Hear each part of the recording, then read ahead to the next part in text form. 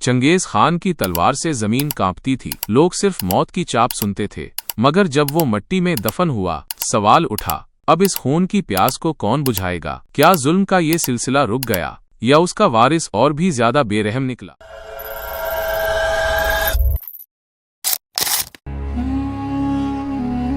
Genghis की मौत एक अहद का इख्तिताम। 1227 का साल मंगोलों का बादशाह, दुनिया के बदतरीन हमला आवरों में से एक चंगेज खान अचानक मर जाता है। आज की मौत की खबरें राज में रखी जाती हैं। न बेन, न मातम, न जनाजे की धूम, सिर्फ एक खामोशी और एक सवाल, अब क्या होगा?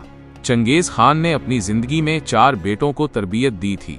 वो जानता था कि सल्तनत को तलवार से जीता जा सकता है, मगर बरकरार रखने के लिए अकल, इत्तेहाद और खौफ जरूरी है। चुनाचे मरने से पहले वो अपनी सल्तनत अपने 4 बेटों में तकसीम कर जाता है। जोची उसका सबसे बड़ा बेटा, जो कभी उसका हकीकी बेटा माना ही न गया। चुगताई, जो कानून का सख्त पाबंद था। ओगदाई, जिसे चंगेज ने अपना जानिशीन बनाया। तोली, सबसे छोटा, सबसे बहादुर, मगर जानिशीनी से महरूम।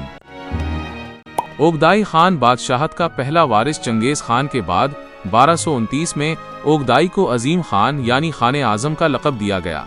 ओगदाई में चंगेज की तरह सफाकी कम, लेकिन हुक्मरानी का सलीका ज्यादा था।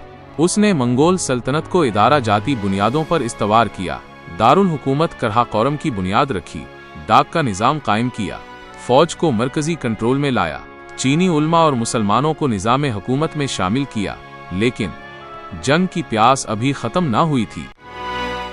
यूरोप पर मंगोल हमले। ओगदाई के दौर का कमाल। ओगदाई ने अपने भतीजे बज़्क़ु खान को यूरोप पर हमले का हुक्म दिया।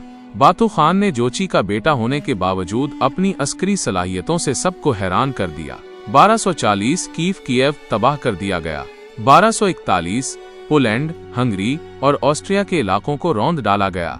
यूरोप लर्ज उठा, पादरी थर थर कांपने लगे, कलीसा के दरवाजे बंद होने लगे। मगर अचानक बानो खान की अफवाज वापस पलटती हैं, क्योंकि ओगदाई मर चुका था।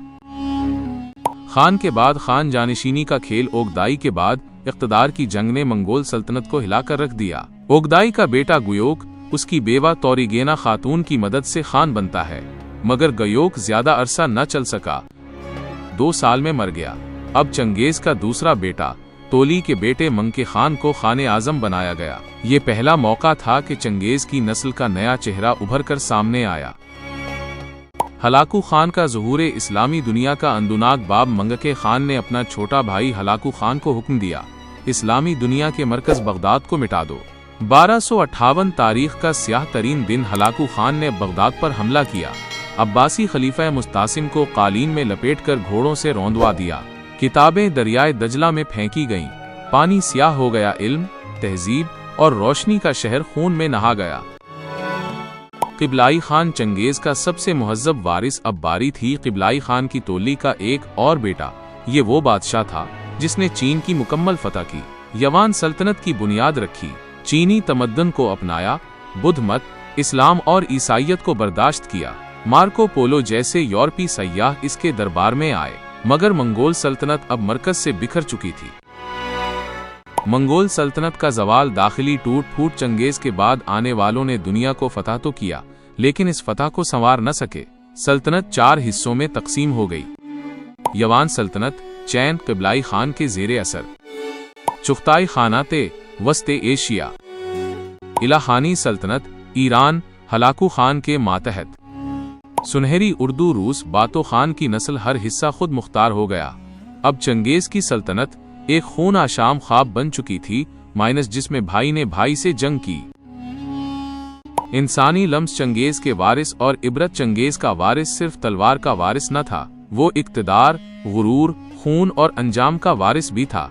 मंगोलों ने दुनिया को लौटा, तहजीबें रौंद डालें, इल्म के मीनार गिरा दिए, मगर जब तारीख पलट कर आई तो उन्हीं मंगोलों ने इस्लाम कबूल कर लिया। उन्हीं में से कुछ उलमा बने, कुछ दरवेश, कुछ सूफी। यही तो वक्त का अदल है।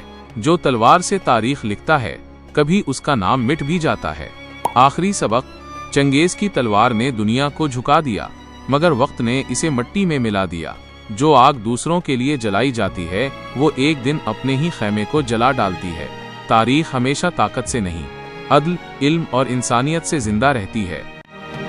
اگر آپ کو یہ ویڈیو پسند آئے تو لائک کریں، کمنٹس میں اپنی رائے دیں اور مزید دلچسپ ویڈیوز کے لیے چینل کو سبسکرائب ضرور کریں۔